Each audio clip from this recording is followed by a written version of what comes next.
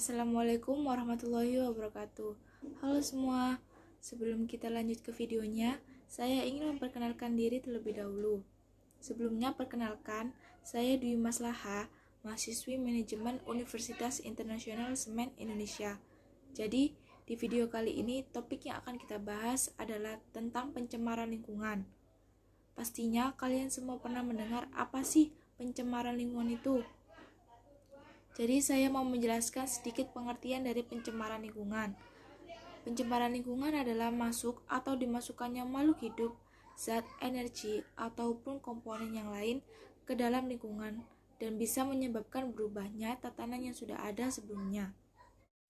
Selanjutnya, kondisi lingkungan yang tercemar.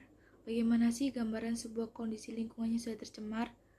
Ada beberapa tanda lingkungan tidak sehat antara udara, tanah, dan air yang tidak bersih. Udara dikatakan tidak bersih jika udara tersebut terkotori oleh asap. Udara kotor tidak baik untuk kesehatan pernapasan. Tanah dikatakan tidak bersih jika di tanah tersebut terdapat sampah. Sampah yang menggunung akan mengeluarkan bau tidak sedap. Selain itu, sampah tersebut menjadi tempat kerumunan lalat, di mana lalat-lalat ini dapat menyebarkan kuman penyakit ke tempat lain. Air dikatakan tidak bersih jika air tersebut tergenang karena penuh sampah. Air yang tergenang dapat menjadi sarang nyamuk, dan nyamuk ini dapat menjadi pembawa penyakit bagi manusia. Setelah mengetahui gambaran lingkungan yang sudah tercemar, kita akan melihat apa saja dampak yang ditimbulkan dari pencemaran lingkungan ini. Adapun dampak-dampak yang terjadi yaitu yang pertama, pencemaran udara. Akibat udara yang tercemar ini dapat berdampak bagi kelangsungan hidup ekosistem. Ada dua dampak dari pencemaran udara ini.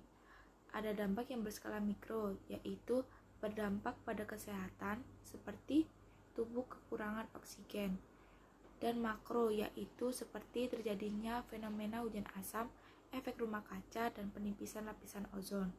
Yang kedua, ada pencemaran air. Air yang tercemar tidak dapat dimanfaatkan lagi karena limbah yang terkandung dalam air tersebut dapat membusuk dan muncul rasa dan bau yang tidak sedap, di mana proses pembusukan oleh pengurai ini membutuhkan banyak oksigen. Dampaknya, kadar oksigen dalam air yang dibutuhkan oleh makhluk hidup akan berkurang. Yang ketiga, pencemaran tanah. Pencemaran tanah berdampak pada kesehatan manusia, karena tanah yang tercemar mengandung banyak bakteri yang menyebabkan penyakit. Pencemaran tanah juga bisa berdampak terhadap ekosistem, di mana penggunaan pupuk dan pestisida yang berlebihan bisa menjadi asam yang selanjutnya berpengaruh pada produktivitas tanaman. Selanjutnya yaitu apa saja sumber-sumber yang menyebabkan terjadinya pencemaran lingkungan ini.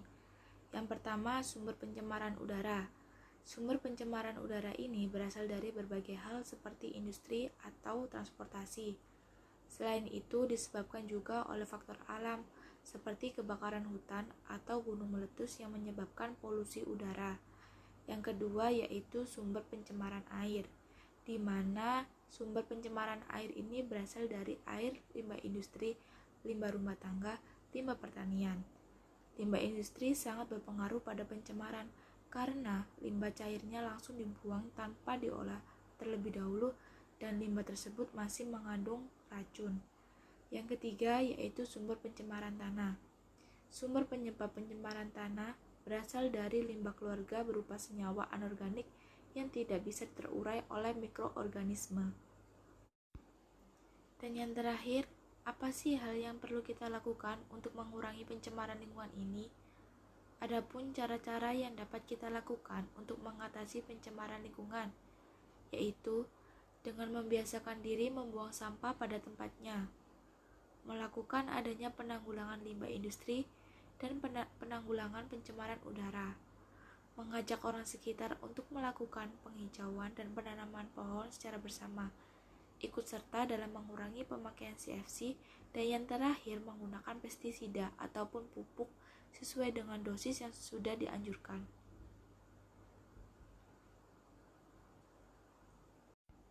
Pencemaran lingkungan adalah penyakit tak terobati.